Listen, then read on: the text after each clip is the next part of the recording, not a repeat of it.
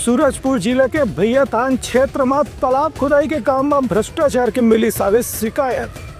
ग्रामीण वन से चर्चा के बाद जनपद के अधिकारी महाराज जांच के दिन आवे भरोसा। सूरजपुर जिला के भैयाथान ग्राम पंचायत में झिलमिली पंचायत क्षेत्र में लाखों रुपए के भ्रष्टाचार की शिकायत सामने आई है। वर्ष 2007 में यहाँ एक नवा तालाब के निर्माण करे के ठेका दे विधि से जेकर पर 19 लाख रुपए के खर्चा बताए गए से, लेकिन आज तक के ये मामला में न कोई जानकारी न कोई भौतिक सत्यापन होए से भ्रष्टाचार के मामला में जौन ठेकेदार में शामिल हैं उनके खिलाफ कोई भी कार्रवाई नहीं हो पाई है। जब ग्रामीण में जनपद के CEO के बारे में शिकायत करें तो वह वास्तविक स्थिति की जानकारी जब आज भैयाथान के दौरा करें।